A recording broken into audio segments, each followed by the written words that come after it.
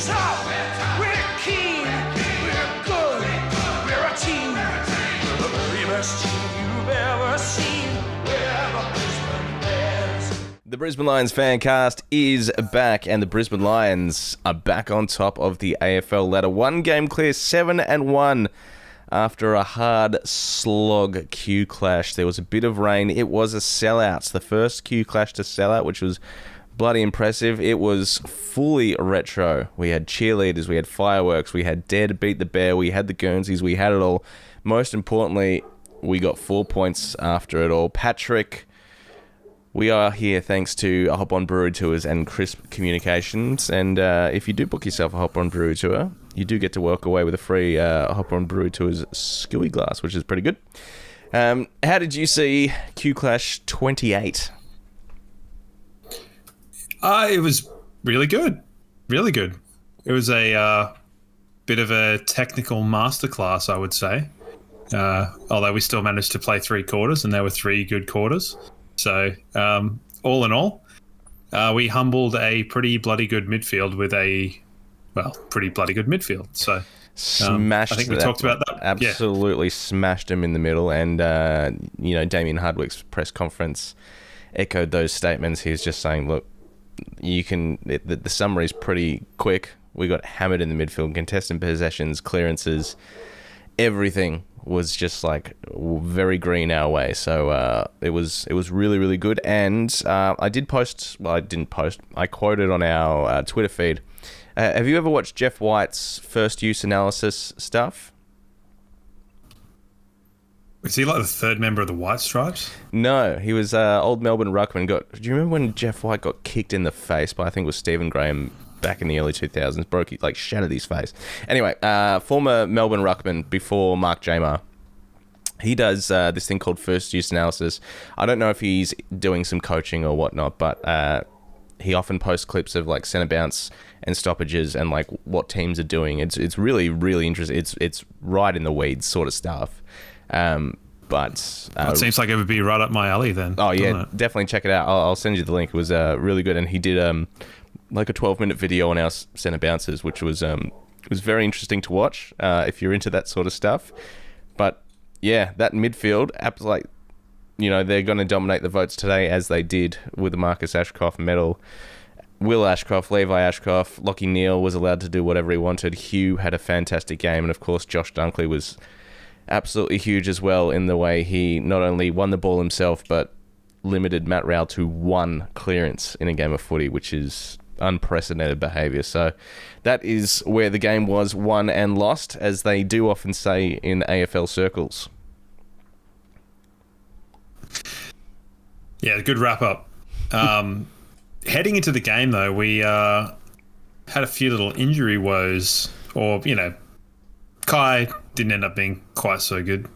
They sat out. And a bit of a late out with Logan Morris. Not a late out in the Geelong sense, but just an out. Logan Morris with a bit of calf awareness. The extended bench, I think, gave a few people, a few points of interest, just mainly with Tom Doedee being named on the extended bench before, obviously, they were then kind of put back in. I think some fans had to come to terms with the Darcy Gardner up forward, which, is what it is. Yeah. So doesn't really matter. And yeah, they were probably annoyed, but I didn't mind. It's fine. So yeah, in came McLaughlin, and in came Jack Payne to take his spot down back and play one heck of a football game on the Coleman medal leader, Max King. Ben King. Whatever. Ben King. Shit. I do it every time. I was so confident there too. Yeah, you did say it with enough bravado. We also had Conor McKenna come in as well. Oh yeah, that's right. And yeah. I genuinely thought we were going to get a full game for McLaughlin and Conor McKenna would be the sub. It wasn't to be, and by the time Will McLaughlin came on, which was fairly early, didn't have much of an impact. And I did have a sneaky prediction before that I did post on our Instagram and stuff that I thought Will McLaughlin was going to kick 3. I think he was lucky to get 3 touches in the end, if we're honest. But it's a bit ambitious there. But what we did see, I like ambition. was a good game from Charlie Cameron. Yes, we did. And we appreciate the questions last week, but that's why you keep him in the team. Yeah, you sort of had a case in point. You sort of had a feeling that the game against the Suns was going to be the one. Like they've never really had a very strong small defender. Butterig's gone through there. Lemons was it for a while. Powell is sort of it. They've got those two attacking halfbackers, of course. They haven't got that, like we've got Noah or Brandon Starcevic. They haven't got that really strong lockdown small to medium defender. So there was always going to be an opportunity for us to take advantage of that, and Charlie Cameron certainly seized on a couple of those opportunities. A big out for them was Ben Long coming into that game as well, who injured himself on the Friday, who has had one hell of a year. And they recalled David Swallow, who kicked the first goal but was pretty quiet thereafter as well. Yeah, the Gold Coast, I think, heading behind the ball, they've got players, but it just sort of seems like they're lacking in some little spots. They tried to obviously compensate with that with Rioli and Noble coming in this year to give him a bit more thrust off the back. I thought Noble, he accumulated a lot of the ball, but it wasn't...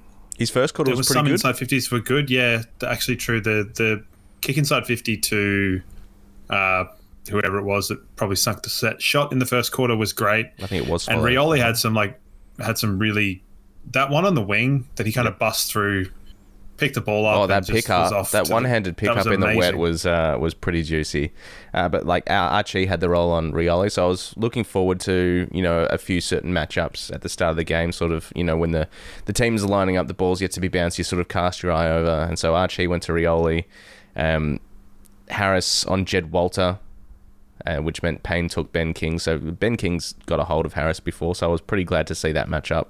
And then Dunkley to Rao were the big ones. I was interested to see that Lachie Neale was sort of free to do whatever he liked. Dimmer's not a big tagger. You always have a look at where Tuke Miller's going. He started up forward, but not on Zorko. And before we go any further, how good and ironic was it that Dane Zorko caught Tuke Miller holding the ball in the first quarter? It's pretty good. I also like Tuke Miller kicking it out on the full to Zorko. Were there any squirrel grip chants going up in the stadium at all? No, it was pretty tame. No, Tuke Miller gets a few boos anytime he gets the ball from the crowd, which there's a lot of history there, and I really like Tuke Miller as a footballer. I think he's great, and he has been for a long time. But yeah, there's obviously a lot of animosity there. Understandable, and it would be we'd be remiss to say that Dane Zorko wasn't an absolute jerkwad for the vast majority of the early stages of that anyway. So, all in all, they kind of showed, I think, so first thing I'll get out of the way, because anyone that watched, obviously not at the stadium. Now, Grasshopper sent a message and said I should go to the game. Now, I live in Geelong. I had to play soccer. I couldn't get there on time. So I couldn't get the late 5 o'clock flight up to Brisbane to watch the game. So sorry. But, tell you what, I love the build-up to the, I'm going to say probably the biggest Q clash that's ever been, being an hour of the bounce. That ran long. Yep. And then all of about 14 minutes that pretty much missed the teams. They missed Gold Coast coming out. They had people talking over the dare to beat the bear and didn't have anything like that. What? Can you imagine doing that to, any Victorian game that doesn't matter, or a showdown, or a derby? It just wouldn't happen. So pathetic, I've got to say, and annoying. But you think they'd read the room a little bit better. Did they on commentary refer to us as the Bears, throughout the game? No, and they didn't have the Bears logo down the bottom. Yeah, they've been doing it they haven't been calling Footscray all year, but they've had the logo. Yeah. So I noticed on the VFL that they were referring to them as the Brisbane Bears. Yeah, they were well and truly still the almost Lions, exclusively referred to them as the Bears. There was a couple of slip-ups where they said the Lions out of habit, but they almost exclusively referred to the Twos as the Bears throughout the game. At the stadium, it was the Bears logo, and it said Bears on the scoreboard and stuff. Yeah. You could see on the coverage that when they showed any kind of scoreboard, you could see it was there. So they obviously just don't give much of a shit. Well, it's like, And I don't know if there just wasn't communication from the club to, AFL or the media to say, hey, look, we want to be the Bears this week. Please refer to us as the Bears. Update all your graphics. Or whether it was sort of like, oh, this is just for the fans here, and so we're going to keep it in house to an extent. So I don't know, like, how much effort they actually went to in trying to, get that out there. The Guernseys sold out like real quick, and they've had to restock them. The Guernseys are so good. Yeah, and as we speak, the Indigenous Guernseys have been released today as well, which look pretty schmick, as they always do as well. So that's exciting stuff. Before we go any further, I want to give 2 shout-outs. One to Tom. On Sunday during the day, I attended a friend of my son's 4th birthday, and Tom was there with his daughter as well, and recognised me from the podcast, and we had a good chat about the footy and the show and everything. So big shout out to Tom, thanks for listening, and to Winston and his kids that I ran into at the footy. Those that have listened to the show for the last year or so will know that Winston sent in a message last year, I believe, who said one of his boys changes the words to the official song to "Go Lions, Brisbane Lions will kick you in the balls," and we had a good laugh about that at the time. Thought it was brilliant. So I met the kick you in the balls kid, which was awesome, and Winston. So it's really great to meet people that do listen, and if you do see us anywhere, please say g'day. Like, it's very much appreciated. And of course, anyone that has bought any of the shirts over the last week as well, which are available through BrisbaneLionsFancast.com, to a huge thanks to you as well. It means the world. I'd say maybe not. Don't say hi anywhere. Like, if we're like committing crimes or something like that, maybe don't interrupt. Not to say that that's what happens all the time, but if it was, sure, maybe don't there. If we're trying to land an aeroplane, not the right time. So use your judgment. But so going into the first quarter, what was your sort of take on the start of the game? Because it sort of started raining, maybe like 5-10 minutes into the game. It was pretty early on that it. Well, as we spoke last week, I tipped the Suns, and I went with my mate Jacob, who is a staunch Suns fan. So we went together, and he was sitting in the members with his Suns beanie and shirt on. And I spoke to him throughout the week. I just thought, like, your midfield is too physical, too... it's going to be too big for us. And I think, the way you guys have been playing, we've been inconsistent. I just think that the Suns are going to be primed and really ready for this Q clash, and they're going to come out firing. And I thought they would win. I genuinely thought that they were going to beat us. But, it wasn't long before... I think about the second time Charlie kicked his goal, very quickly after his first one, my mate was saying, I hate it here. I hate it here so much, and I hate this team. So he was going, like, defaulting to, Gold Coast Suns mode. So, the rain came down. It wasn't long after that. I thought Sam Day got off to a really good start, actually. We were just talking off air. I thought he came out with, like, a point to prove against his old club. Took a couple of good marks. But then, the rain came down. He went off with a hamstring, and I wasn't too unhappy about that, considering it wasn't going to be the night for key forwards. And you could tell the way that the Suns were just banging it inside 50, hoping that Ben King would clunk one, that it wasn't going to be the night for key forwards. Yeah, I thought it would dry out, and it did dry out in the second quarter, but the first quarter, really, they kind of snagged the first goal, and then it was pretty even. We just kind of couldn't put the scoreboard pressure on. A little bit of inaccuracy. A little bit. Again. A little bit, yeah. We've heard that before. But yeah, I definitely have taken...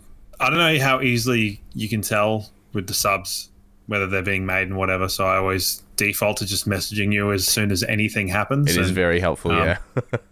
Because, and you were like, I don't hate that. And it's like, yeah, but you don't love it either. Like, no, you don't love it because our forward line just cannot have any sort of continuity in it. Yeah, correct. But yeah, we're probably lucky to go ahead at quarter time due to some childish antics. Yeah, so at the game it was sort of hard to tell what the 50 was for, and then you find out that he's pretending to or actually throwing grass. And actually picked up a handful of grass and mud and threw it at Jared Berry. Yeah, sure. So someone said it best. It's like you're supposed to pretend to do that. Yeah.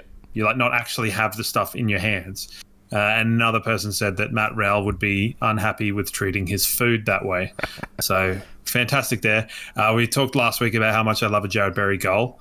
The first shot for goal wasn't bad. He just, 55 metres is pretty hard. So, probably lucky to go in ahead, but also deserve it, I would say. And the second quarter, we really turned it on at the beginning of that. I thought our wet weather footy was far superior to the way the Suns were playing. We were kind of gaining territory. We were able to do that with our kind of ascendancy at stoppage and clearance. So, and a lot of our points were scored from the front half. But the started like a bloody blaze of fire in the second quarter. So, how was it hearing? You could tell that song. Yeah, the crowd was absolutely loving it because it had obviously been a while. And it was, partly because we haven't heard it in a while and, the crowd was pretty keen to sing it. And also, I think there was definitely an element of, like, getting behind Charlie and, trying to build his confidence as well. He did still spray a couple of shots that he would normally kick. There's around the corner ones that you back him in. He's just hitting it short side every time. Yeah, so... Like, it's... But he still, that first goal he kicked where he evaded, 2-3 tacklers and then banged it on the left. The second one, a bit dubious, like how the ball got from Bailey's hands to the floor is sort of like, but whatever. There was some questionable calls all night. And then, actually, on that, I thought we got away a little bit in the first quarter with 3 high free kicks that were not paid. So I just, for anyone that, last night I kind of pled the fifth and didn't want to say anything about... No, the umpires didn't do us any favours, but yes, I did note that in the first quarter we got away with, I thought, at least 3 high contact free kicks that were not paid, that probably should have been. So, but yeah, I don't know how Bailey got that ball out, but definitely just burst the pack and it squirted out, and there it was. Yeah, definitely. I thought, we'll get to votes soon, but I thought our key backs, Harris and Payne, were huge. Like, obviously, the job that Payne did on Ben King, Ben King kicked the 1 goal, and it was sort of like a hack kick from Bailey Humphrey on his left foot that he just got caught out of position. It was a bit unlucky. And to keep Ben King to, 1 mark and 1 goal across the night that's a tick every day of the week. He was absolutely huge. And Harris... Oh, it's more than a tick. It's like it would be best on ground had not the midfield played out of their skin as well. Yeah. And I understand that it's like a cause and effect thing, but... it's such a luxury to have the ability to not put your best defender on the best, forward to go. And you're splitting hairs to go, well, who's actually the best one-on-one defender out of Payne and Harris? Yep. And it doesn't really matter because it just gives you the flexibility to, if you get a situation like GWS where you have a Hogan or whatever trying to muck about with the matchups, you just go, oh, well, whatever. They're both good. I did like it, obviously, when Harris went to Sam Darcy those few weeks ago. I thought that was probably the right call as well. So, Fags obviously knows what he's doing, and the coaching team know what they're doing when they're creating these matchups. And I thought Froggy was brilliant as well because he obviously gave away a lot of height on Ethan Reid when he was down there. And like that whole defensive unit had a really, really great night. And we are going to obviously speak about the issues we're going to have with that back 6, back 7, because we've got some serious selection headaches. We've got to try, like, in a group that is playing out of their skin, we've got to try and squeeze 3 more players into it over the next few weeks, which is going to be an unenviable task, but also in a pretty enviable position to be in at the same time. So we will get to that later on. But those 2, especially the key defensive posts, were huge. Yeah, and continuing on in the second quarter, Connor McKenna kicked a goal, which is fine. Yep. Good. And then Mac Andrew kicked one hell of a goal when that was GWS had a bit of a momentum shift where they were able to kind of have some repeat stoppages, and he just picked it up and flushed it from just inside 50. So that was a pretty good goal. I thought Hipwood was really good on him early.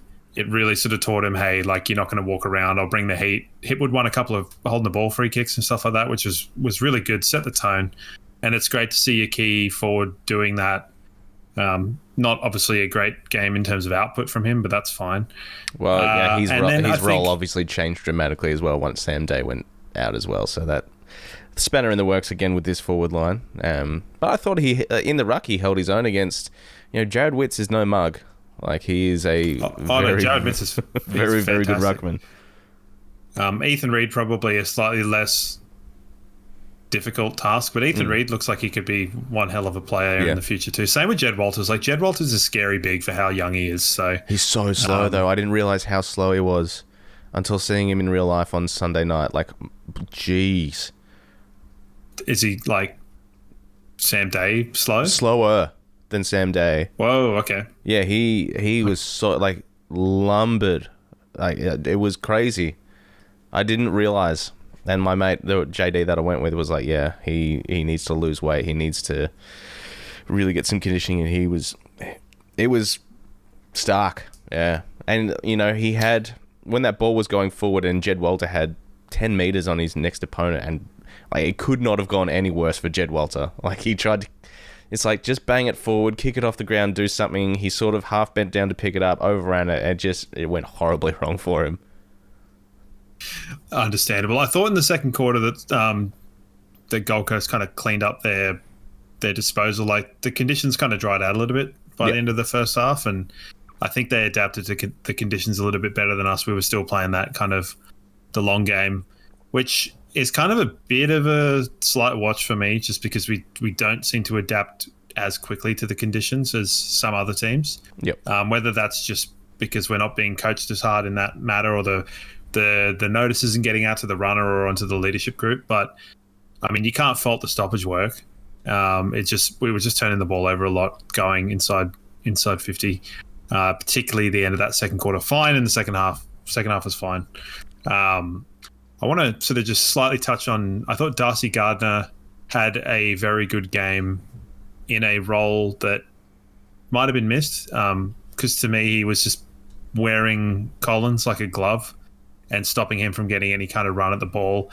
I only really remember Sam Collins having one kind of intercept mark across the pack, and it just kept everything isolated and meant the one-on-one matchups were very favourable for us. So I thought that was a sneaky good job. I don't know whether Logan Morris would have done it in the same way. No, so I wouldn't have sometimes thought so, I think that I think that selflessness probably helped us less score impact but probably a little bit more than maybe even Logan Morris in the team would have been. So not to say that I don't think Logan Morris should come back in, because I do, but that was just a very well executed role, and I wanted to give him a bit of props because I don't think many people will. Yeah, no, 100%. And he did hit the scoreboard in the end with a goal from the square. So good for him. Whether he holds his spot with the changes, he just may do. Day comes out, so we'll have to chat about that when we talk about team changes a little bit in the twos and all that sort of stuff. It was just brilliant, and Levi I thought was really, really good as well across the day.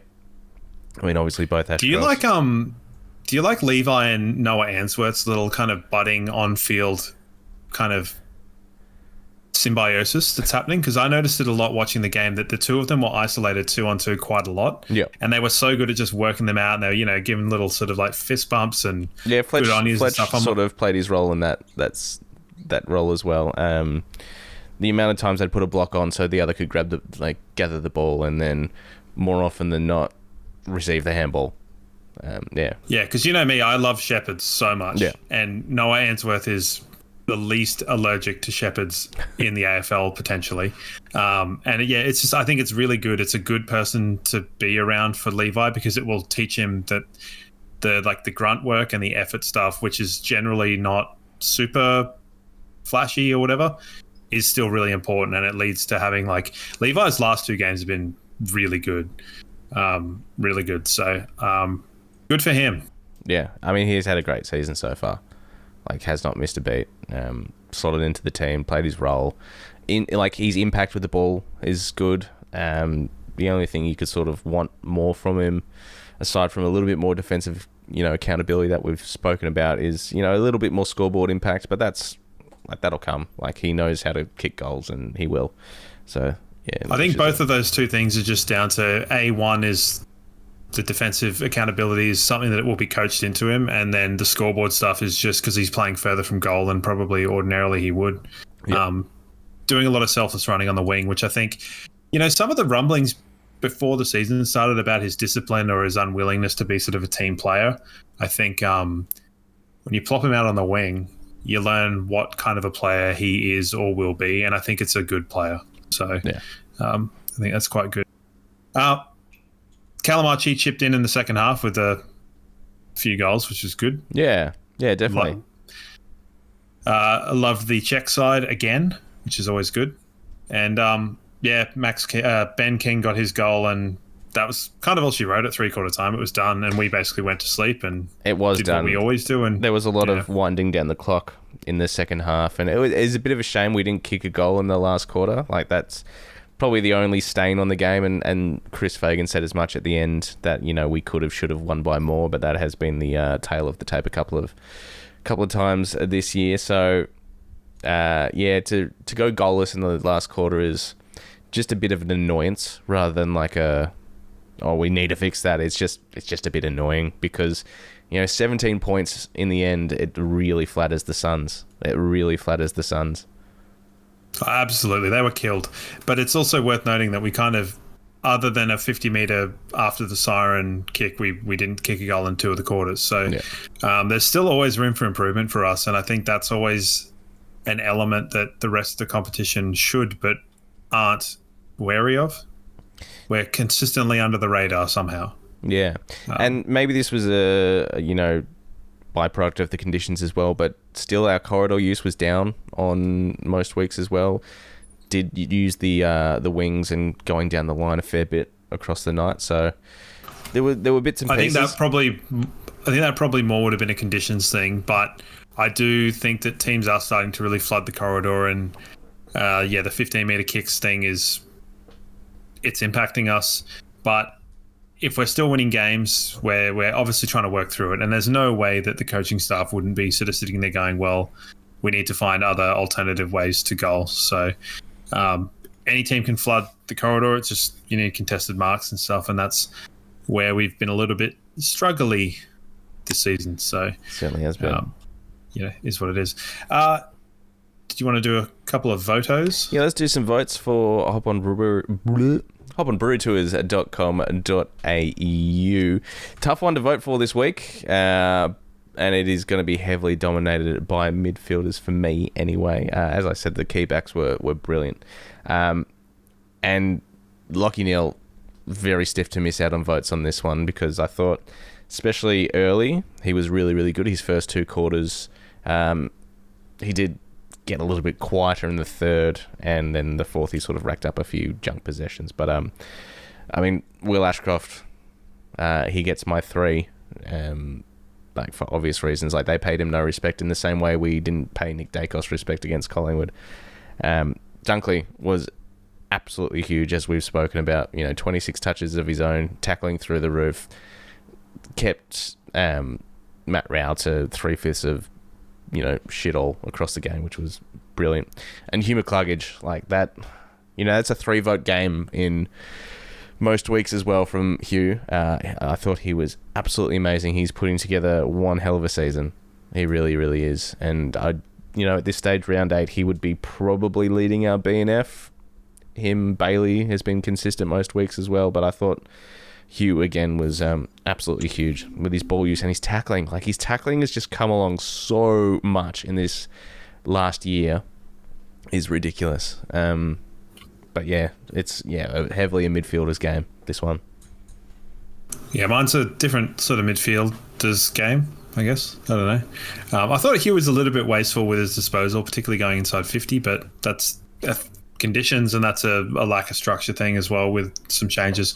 I had Dunkley as my best on ground by a mile, in my opinion, just in terms of having the effect on the game that he had whilst also curbing what Raul can do.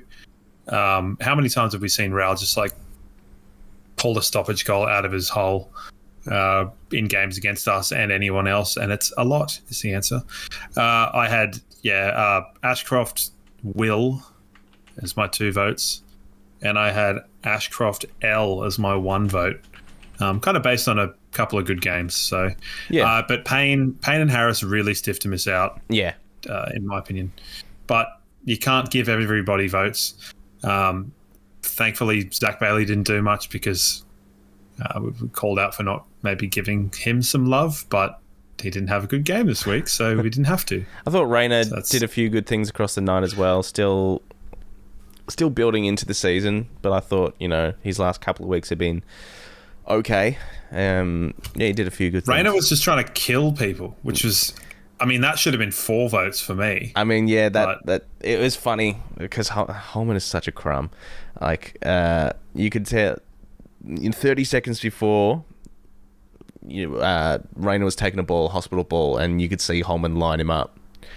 And then, 30 seconds later, the same thing happened in reverse, and you could just see Rayner going, well, now's my time. And he just came in. I don't think I've ever seen Cam Rayner run quite as quick. He just went straight for him. That was brilliant. It happened quite a few times, like 5 or 6 times. He absolutely lined someone up. And I'm here for that. I don't mind it. He'll probably do a week at some point this year, or 3 or something. So maybe temper that a touch.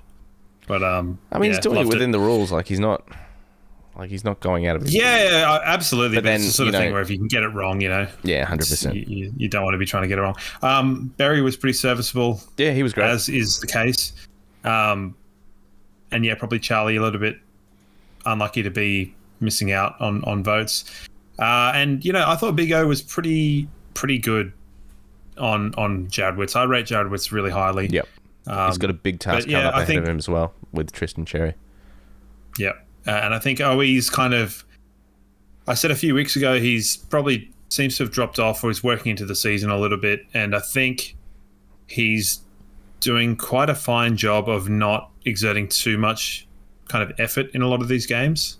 Yep. He's just kind of there, and he's making himself annoying, with hopefully the payoff being quite a large back end of the season. But we'll wait and see. So yeah, well, all in all, pretty across the board, great performance. So I mentioned Tristan Cherry's got Max Gawn the week after, so he's in for about a rougher 3-week period as you get with even going back to Darcy Cameron as well. So Darcy Cameron, Cameron, he had to kill the guy. Rowan Marshall, good. He's a fine ruckman, and then you've got Witts into Sherry, into Max Gawn, who are probably 3 of the best 5 ruckmen in the competition, probably. So even if you go back before Cameron, he had Tim English. So in terms of pedigree, yeah, it's. I mean, everyone's basically got a pretty good ruckman anyway. So, and I think by all accounts, Owi's one that a lot of the ruckmen don't love coming up against. So sucked in them too. Well, he might have a friend join him this week as we have a chat about the twos, which was an absolute belter of a game. Gold Coast got off to a hot start. It was, 33-2 or something, before the Lions pegged it back, then got out to a fairly decent lead, maybe about 3 goals at about half time, and then it was just neck and neck from then on until the very end. But, the big talking points out of this game, obviously, is Kitty Coleman's first game back since blowing his knee out. Obviously, coming back way later than most people would have thought since opening round last year, but did not miss a beat. His first kick was a turnover, which was a bit of a shame, but, he's missed a bit over a year of footy. Finished with 28 touches, 24 of them kicks, 5 tackles, which is probably one of the more pleasing bits, 10 marks as well. Fantastic for him. Tommy Duday as well. Absolutely huge game, probably one of the best on across the day. So, and Luke Beacon was, he's putting together some good footy over the last couple of weeks. So it's going to be very hard for him to crack into this team because as we talk about team changes and everything, one of the big things we've got to talk about is Starcevic, Coleman and Duday, all high AFL quality players trying to crack into this back 6, back 7. Worth noting as well, Fiorini had a game for the ages. Yeah, but he's been doing that in the twos for years. Yeah, but this one more so, 47. 47 and 3 goals, I think. Last week 3 was goals. 35 and 5 or something like that. He got a VFL quadruple double, so good on him. But I think Noah Answorth got one of them a couple of years ago. But yeah, I mean, I think I kind of read or heard someone said, Duday is just too strong and too quick and too smart to be playing twos. And Coleman looked great in the highlights that are there. Yeah, no, it's hard to get a read on it, really but a couple of cheeky contested marks and stuff like that, and it's just kind of all you can really ask for. Yeah. So, I mean, selection issues are good to have, and I think it's just a shame we haven't got in the forward end of the ground where we can't seem to catch a trick. We've just got our back six is so solid, and we're going to try and squeeze 3 more players into it. I mean, Starcevic is still a weeks away at this stage. There's been very little chat about him, which leads me to believe that we're a while away from seeing him. But Coleman and Duday, that's his 4th game back, perhaps, and easily his best one so far. Coleman looks like he hasn't missed a beat, but that could be a case of first game back, he might pull up real sore, and then next week he may finish with 10 touches and not do much with it. So he'll have a couple of weeks in the twos, I would have thought, but Duday's really pressing his case now. Well, I think it wasn't Fagan was kind of inclined to leave it up to Duday as to whether he was kind of happy to come back or when he wanted to. So it could be the sort of thing where maybe he personally doesn't feel like he's ready. Like, how can anyone really know? Because I don't think there's a great necessity for it right at the time. So it could just be the idea of get a string of games under your belt, keep it ticking along and see how you go. To be honest, I reckon having had 2.5 knee recos, you're probably just happy to be playing any sort of football at that point in time. So I would be inclined not to rush it. But with something like Coleman, let's say in the next month, you could be looking, if the forward line issues haven't quite cleared up, of popping Jasper up back onto a wing and moving Levi further forward, and then you're finding space in there. So there's a few levers that can be pulled. So I think, although it looks right now like we've got a lot of players that are the same position, versatility has been quite a key for a lot of those players, because Zorko can play in another position, Coleman can play up forward, the one I just said, Jasper, he can play on a wing, Wilmot can play on a wing. So there's a lot of different ways you can move it around. It's kind of more the Duday inclusion that will be a little bit more difficult to facilitate at this point in time. Yeah, definitely. And it's, as most Lions fans will hate to say, it's probably Froggy is the one that will make way for him. I guess, we brought Duday across on a 3-year deal, I think. We didn't bring him across to play twos. We brought him across to play AFL. Froggy is at the end of his career, so it's going to be a case of hey, this guy is going to be the guy for the next at least 3 years, 2 years. We're going to have to start getting games into him. And, Froggy being the bloke that he is, he'll go, yeah, sure, of course. And he'll go back to the twos, do his role, whatever. But it's going to be a wait and see at this stage. But, he's had 4 games now.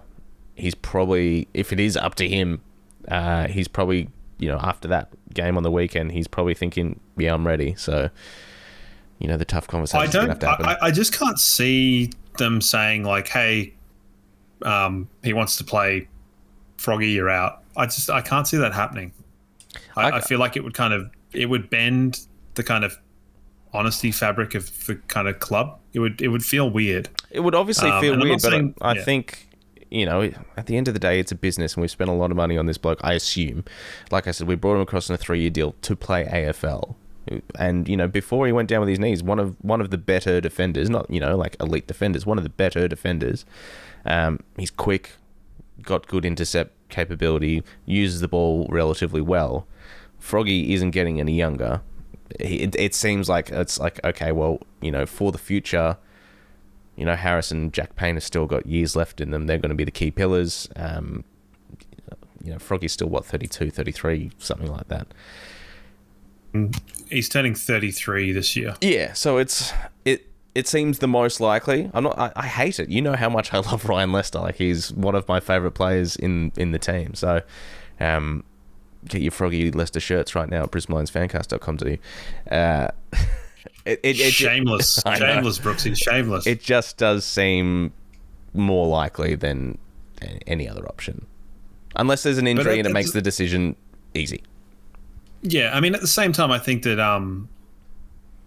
Ryan Lester's stint in the twos really primed him for his, like, I would say his resurgent AFL career that he had. Oh, because definitely. for a long time, I don't think he was in anyone's best 22 for us 100%. until he became irreplaceable. He was the most selfless of players until Big O did 2 shoulders in a game. So, I feel like it would be a very... I don't think that you can drop Leicester for Duday at the moment. I don't think that it's something that can happen because it doesn't need to. Whether it's a conversation you want to give Leicester going into next year or whatever. I mean, I said it last week. If Tom Duday positively impacts this season, I'll be pleasantly surprised. Yeah. But I'm not expecting it. So I would be a hypocrite to say otherwise. So. No, I get it, and I'm right there with you emotionally. I just think that conversation is going to happen at some point. Yeah, emotionally, but I think also just logically with the way the football's going, our backline is starting to kind of hit form. Yeah, I think so. But yeah, screw me. I'm happy I'm not on the selection panel. Oh yeah, me too. Big time. If I'd been on the selection panel, Zorko wouldn't have been All Australian last year. So well, there you go. All right. Well, we would have had a season of Jackson Pryor on halfback. We are going to have to make some sort of changes for next week because Sam Day comes out. So we started having this chat before we started recording. Your 2 obvious options are Darcy Fort comes in, or Ty Gallop gets a run. He was okay on the weekend. You completely butchered that, by the way. I said, are we galloping or are we fortressing? Yeah. Well, there you had it right there in your hand and you didn't use it. So he was okay on the weekend. Ty Gallop, not fantastic. He was okay. His best and worst. I've had this conversation like in comment sections of our Instagram page and stuff. Like people are saying, it's time to give him a run when Logan Morris went down. He's had some really good games, but he's also equally had some games where he hasn't affected the stat sheet whatsoever as well. So his best and worst, there is a big gap there. He was okay on the weekend. I think he ended up with maybe 1 or 2 goals. So, yeah, 2 goals too from 8 disposals. So, yes, as you rightly pointed out, though, as well, we are coming up against North Melbourne. So if you're going to give him a run, maybe this is the week to do it against a back 6, which has historically been pretty poor. But simply for the backup ruck option, I think Darcy Fort gets that spot. Well, that's kind of what happened in round 0. Yeah. So as much as I would like to see Ty Gallop play, I think Fort will probably deputise. I do understand people wanting Gallop to come in instead of Logan Morris this week, but I think Sam Collins impacts the game far more than he did if you've got a younger, albeit brutal looking young fella playing on him. I think it changes the game and there's too many knock-on effects, whereas I think people sometimes can lose sight of it's almost like we have such good lockdown players across the field that they do it so frequently and so well that it almost goes unnoticed. So, how often is it really these days that we have like an interceptor go absolutely bunter, as you would say, against us, in a way that they used to back way when it's like, oh shit, Tom Stewart's taken 700 marks. Yeah. How's that happened? Like it's the sort of thing that used to be a real issue for us. But I think between Calamachi and like Logan does a good job, Eric does a really good job. Like there's people that are willing to give themselves to the team, and you can't expect a player who's in their first year to know to do that. No, I don't even think you can expect Logan Morris to do it. No, definitely not, because he's still learning how to play football, particularly in the way that we play. So that would be my erring on the side of caution, and we saw it last year as well when we had. Hitwood was out, and we had Logan Morris and Sticks and Danaher again against Hawthorn, and it just was a shit show. It didn't work. That was putrid. Yeah, I mean, it looked great in the first minute, but aside from that, not good. And that's just what happens when you have like a maverick and 2 children running around in the floor. Oh, I mean, Brandon Ryan's not a child, but he's in terms of game experience, he virtually is. So you've got to kind of temper that and make sure that you have a good blend of experience and things like that. And sometimes when players are playing well, it's because of the nurture, not necessarily nature. Not everyone's going to be your Ashcroft or stuff like that. So tempering expectations a little bit is important. So I think Fort boringly will come in. I think so. If Kyle Oman's fine, he'll be coming in for Will McLaughlin. That seems fairly easy. And if Logan is all right with that calf, then he'll come in for Gardner, I would have thought as well. So yeah, absolutely. I think Connor McKenna probably sticks on the bench on the sub. I would say. Yeah, I'd say so as well. You just don't want to piss around with calves though, because calves, as we know, are tricky. So he said it was tightness. Let's just see how it goes. Charlie Cameron was calf tightness in round 1 against Sydney, and then ended up missing the next week as well. So I think they'll take the cautious approach regardless. With Logan, so he may or may not be in. I think Kyle Oman is probably more likely to be starting than Logan at this stage. They re-pump him full of air, Kyle Oman. God. Expanded his chest back out. Hopefully he gets a bloody run at it. It's all right. He'll be fine. You can just drop him anywhere and he'll probably do a good job. So, while we are talking about Logan Morris, we did have a message from Nathan about Logan Morris. He's been in the news a bit the last couple of weeks. Did you see Brad Johnson did the famous 2023 redraft and took Logan Morris at number 1 over? I did see that, and I'm wondering whether he did it because he's like contract baiting.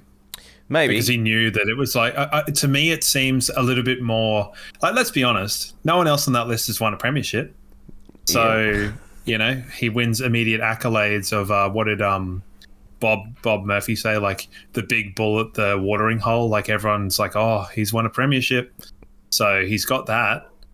And they did say that there's a couple of Victorian clubs, namely Collingwood and Geelong, that are starting to throw offers at him. So that contract situation with Logan it's like I said, it's not becoming super important, but it is definitely a watch and see, because we'd hate to lose him. We would, and I think it's an element of just, I mean, when you have a team like ours, people are going to be on less than what they would, be able to get. So, if the price is right elsewhere, he doesn't need to make that move yet. Like, he really doesn't need to. If you get to sort of 25, 6, 7, go. Where was he drafted from? Out of curiosity, I think do we know? Country Victoria. I think okay. Maybe he could be in Melbourne. I don't really know, but yeah.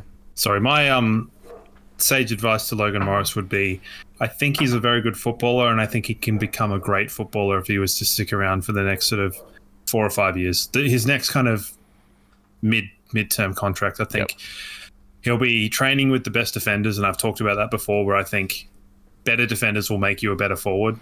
And I think no other team is really closer to a premiership at this point. So stick around. Would you make some money later on? If it came down to holding on to Logan for a few more years, or enticing someone like Oscar Allen to the club, where would you put the eggs in that basket? I'd stick with Logan, personally. Yeah, it's a tough one, because Oscar Allen he's had a poor year. Like, he's obviously had a number of injury troubles, and that doesn't bother me so much, because we've got a history of being able to rehabilitate, chronically injured players. But yeah, they're playing him down back as well at the moment, so it's a tough one there. I would probably, if push came to shove and it's like, well, you bring in Oscar Allen, but you lose Logan Morris, I think I'd probably lean towards holding on to Logan. I think for me, you're looking at players that have done. There's a give and take with a football club. You're looking at players that have done right by your club, and there are others. It's like, Oscar Allen's not covered himself in glory in the last couple of years. What was it, 2 years ago, where he was sort of 4th or 5th in the Coleman? He was barely played last year. It's sort of. Plus, I'm not sure. Like, I'll be the first to admit that my knowledge of the finances and how football works is less than most. But I just think that we're kind of now at a position where we should be able to be luring people to the club to play in a successful team. Yep. Not having to offer quite the premiums of some of the other clubs. So whether that means that, I just think, if you want to play in our team, line up. Line up. All right, well, that addresses that one. So, look, we won't speak too much about our game coming up against North Melbourne because we did join Josh from the Further North podcast, and we've got a pretty in-depth chat with him that will be available for you to listen to, and we'll put the links available at across our socials and in the episode description here as well, but that'll be on YouTube and I think across Spotify and all that sort of stuff as well. So we did a good chat with Josh, one of the, great fella, Josh. Yeah, I liked him. He was good. People will probably be amazed to hear me on my best behaviour. So I barely even mentioned Sheezy Ball, although I did. So, but fair to say that we should win this game coming up against North Melbourne. We've got some winnable matches coming up against North and then Melbourne on a couple of Sunday afternoons. So we've sort of got a couple of Sunday games in a row, which is good for that routine we've spoken about before. Fair. Not great for the podcast routine, I got to say. No, not great for the podcast routine. But that's fine. We'll make it work. We will make it work.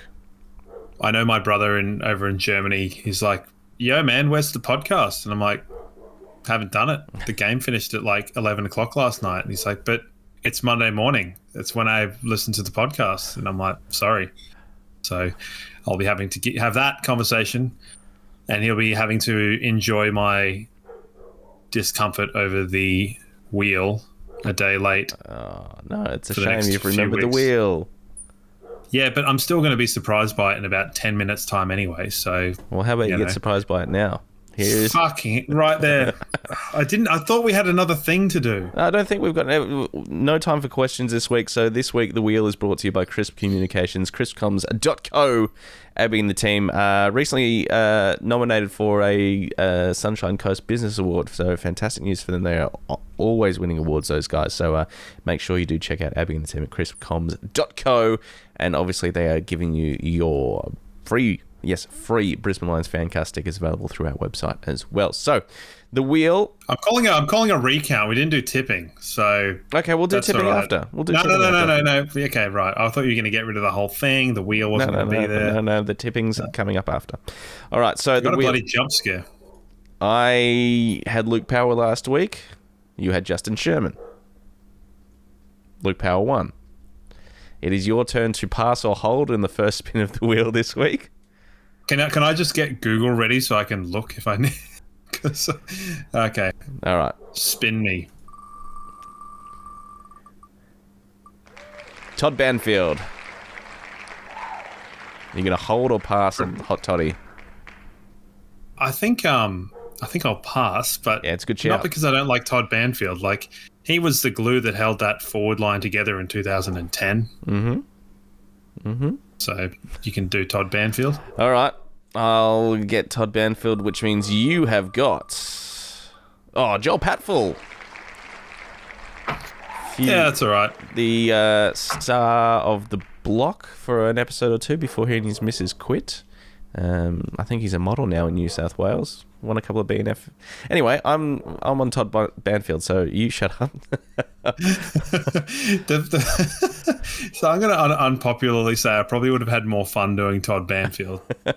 Yeah, Joel Patfull doesn't seem like a fun sort of fella, does he?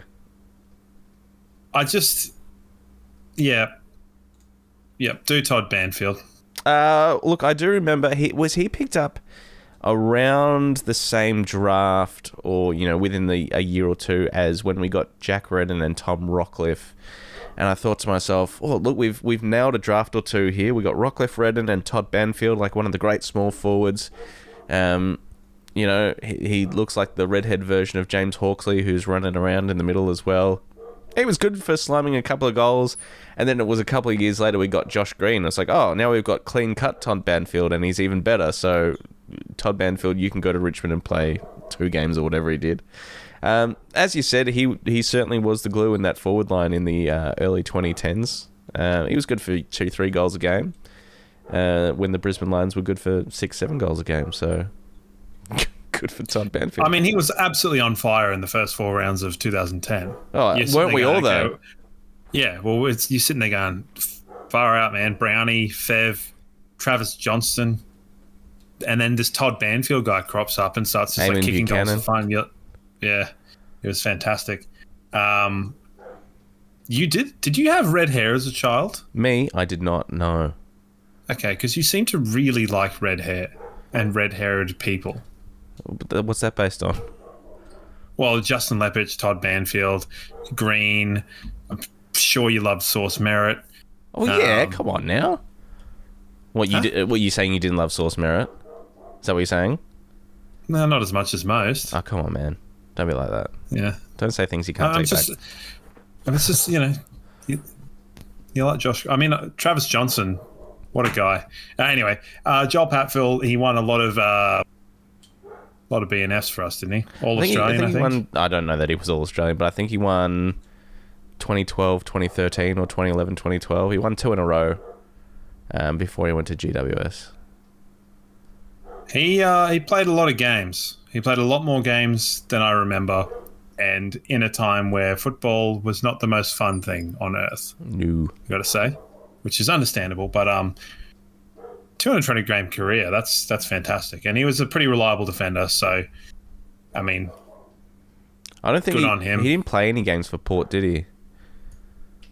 No, he didn't. Yeah, so they got him as a rookie pick, and he never played for him, and then we got him in some sort of trade that I don't know what we threw the other way or something. He completely missed the 2005 season, so I don't know whether he did the old Mal Michael and retired and then came out of retirement or something like that as a, living Joe Danaher's dream of retiring at 19 and then realising that was a horrible idea. But, yeah, Joel Patfield, he was a diamond in a pretty rough time. Oh, he certainly was. And then, served his time at GWS, moved to Sydney, became a model, then went on the block and everyone hated him because it's too hard, I quit. Yeah. I was really disappointed with Jason Ackermanis when he went on SAS, whatever the hell it is, and just was like, oh, my ankle's a bit hurt. I'm out of here. And it's like, come on, dude. Yep. Just stick around a bit. Although we also did have Anthony Mundine on that was like, I think my family needs me. And he called home and they're like, no, we're good. Stay there. And he's like, no, I got to go home. So that was quite fun. Levity is a wonderful thing. Sorry, that was a terrible segment, everybody. Look, it's fair to say we didn't get 2 of the best players there, Todd Banfield and Joel Patfield. But people love Joel Patfield. Like, people rate him super high and really like him. And it's like, yeah, cool. People know that I like things and I don't like things. And there's not a lot of in between for me. And I'm like, yeah, Joel Patfield, whatever.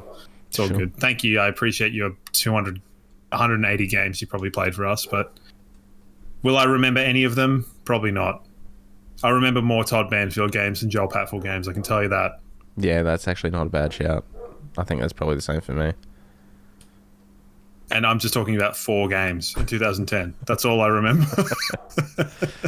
All right, well, let's get to the tipping then. I did fairly poorly in round 8. I got 5. All those 50-50s, I missed out on basically all of them. So I tipped Freo, I tipped Collingwood, I tipped the Giants, and I tipped the Suns. So, that's what you get for tipping against your team, obviously.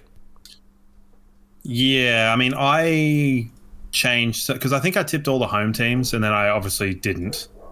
So I swapped from St Kilda like a muppet.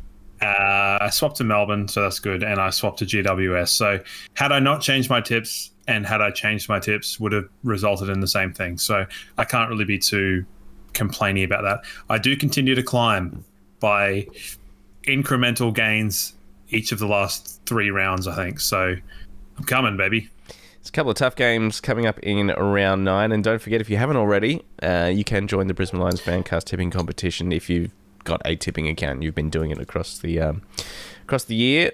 First one is Fremantle, Collingwood at Optus Stadium, Friday night.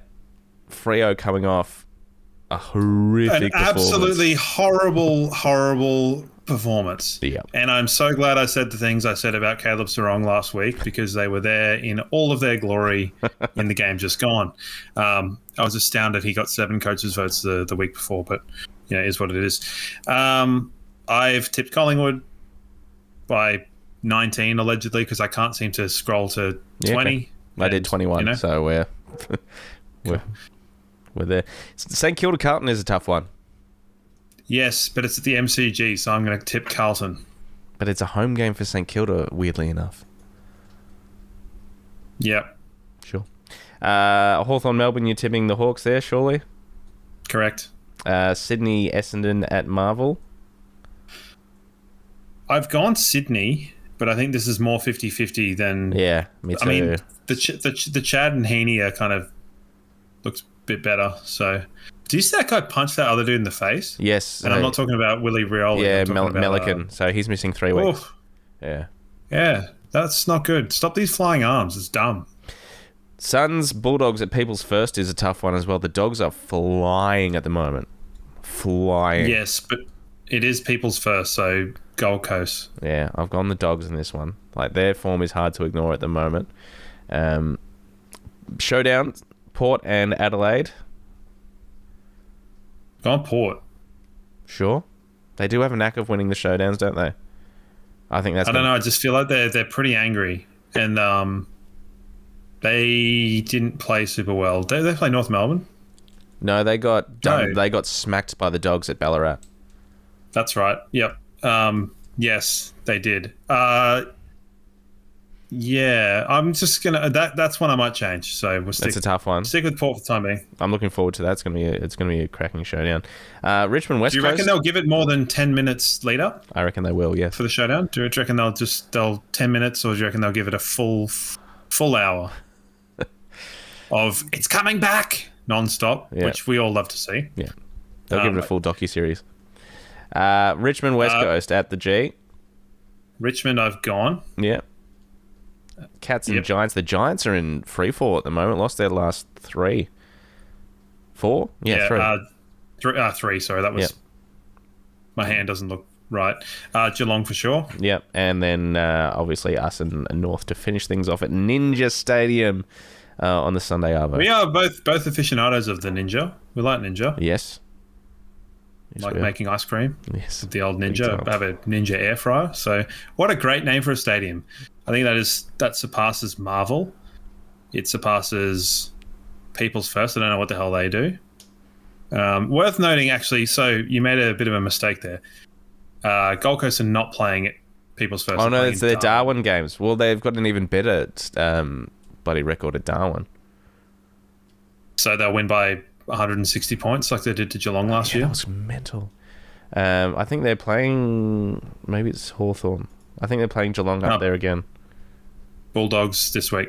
Yeah, Bulldogs this week, but then next week, it's the Hawks up there on the Thursday night. They've got an astounding record in Darwin, the Suns. I don't think they've lost. Do you reckon Bailey Dale will be careful about what he does in Darwin? I'm not going to comment on that. A lot of people in the footballing fraternity are electing for chaos this year. Yeah. It's wildly entertaining, but do we not think maybe better judgment should be maybe done? Like the Jamara stuff, insane, but also pretty funny. I don't know if you saw that. Yeah. Yep. Bailey Smith is a... Yeah. Sorry? The Instagram picture from Jamara? Yeah. That was pretty good. It's quite funny, but also I agree with Nick Rewalt, so whatever. Bailey Smith and the Bont, quite funny. Yep. Don't mind it. Bailey Smith is playing some good football. Tell you what, Dangerfield is... I said when I was watching the other night against Collingwood, I said, Dangerfield is playing like he's simultaneously on opiates and meth. Because he is so hitting the contest so hard, but has no fear of getting hurt. Yeah. It doesn't look like he's in any pain. And I know that sounds like weird, but it's just, what is that guy doing? It's insane. So he's really fun to watch. Yeah, he's playing really good footy for a 35-year-old or whatever he is, and yeah, it's probably some of the best footy he's played. You know, last year he had how many hamstrings or whatever, so for him to string games together and, you know, be best on almost exclusively is fantastic for him. Jack Crisp. Yep. Couldn't do it. No. Oh, well.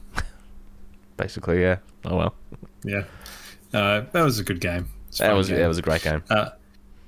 Now, there's a couple of things just before we go. Do you know what's giving me the shits is the below the contact knees stuff.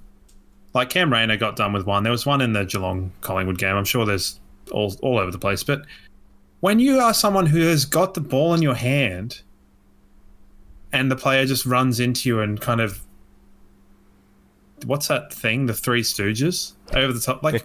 Yeah. Reward the person going for the ball, because the below the contact knees thing is to stop people sliding and breaking their legs like soccer. Yeah. That's the reason it's there.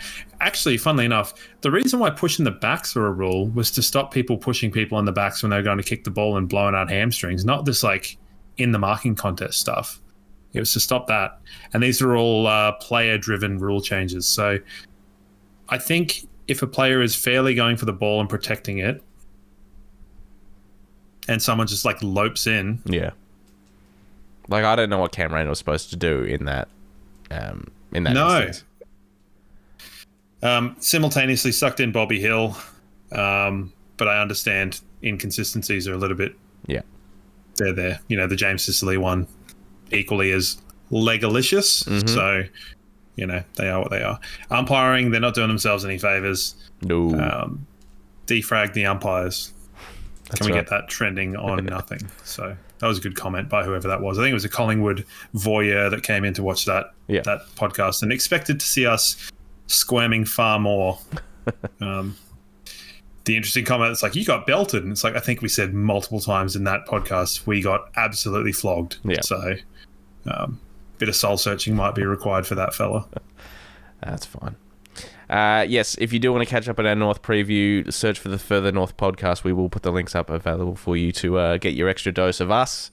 And like I said, if you do see us, like Tom and Winston did over the weekend and said g'day, I mean, I always appreciate it. So it's nice to know we are reaching people and people are listening to the show and buying the shirts and doing all that sort of stuff. It really is humbling stuff. So thank you very much. Good luck finding me, though. Yes. Little hermit down in Geelong. So, let's go. 7-1, top of the table, as people are saying at the moment. You know, here's my little curmudgeon thing. I hate it when people say top of the table. We've got a ladder in AFL, not a table. That's a really good point. Yeah, it is a ladder. One must climb the. How many people have what are these fancy multiple layered tables that people have? Do you like move up and down as you're eating the courses? Yeah, that's right. And just the lower table gets incinerated, dropping down every time. Insane. So yeah, top of the ladder. See you next week after the North game.